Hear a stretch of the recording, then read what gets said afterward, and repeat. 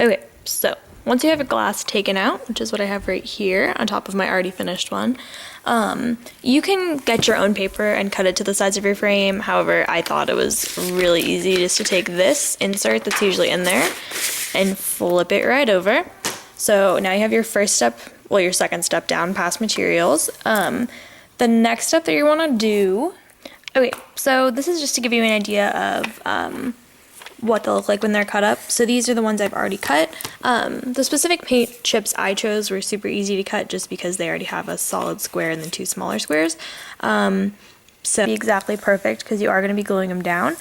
You either want to get your tape, your hot glue gun, or really anything to adhere them down.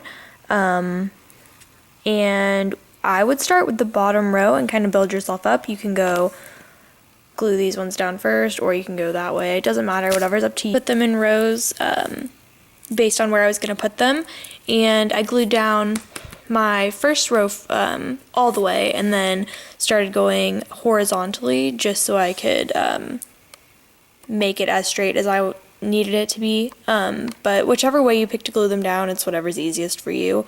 I'm just using a hot glue gun, and I'm just really simply making like an X on the back of one of the cards, so I can show you with this one. So I've just been making an X with the glue tape, and I'm just going to create a border so it's easier for me to see where all the boxes are. But feel free to do whatever on yours. I think I'm going to cut my tape down the middle just so I have skinnier outlining sections, and I'll show you guys how to do that in just a second, but it's pretty much okay. So I used the decorative tape just to outline the top box up here. I decided it was too thick to go on all these lines, but you could use whatever you really wanted if you wanted to outline them more on your own. So you can use any marker. I think a Sharpie works really well, and you can either write them like up here across the top, or you can write them individually on these top 7. That's what I'm going to do just because that's where I'm going to write my month. Fire them. You are ready for the last step, which is putting back on the glass.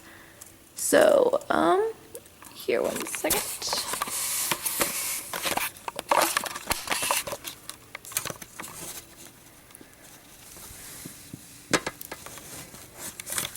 You want to make sure you're kind of careful as to not get it covered in smudges or rip any of your paper.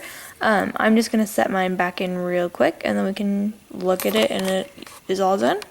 Here are my 2 finished products, basically 2 examples that you could do. This one again is just the smaller squares and then a section for notes and the month at the top. And then this one is a kind of blockier vertical version that just has a section for the month at the top and then your days of the month. Grab an expo marker.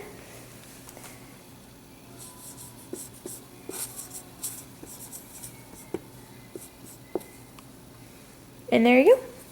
And it wipes right off the picture frame.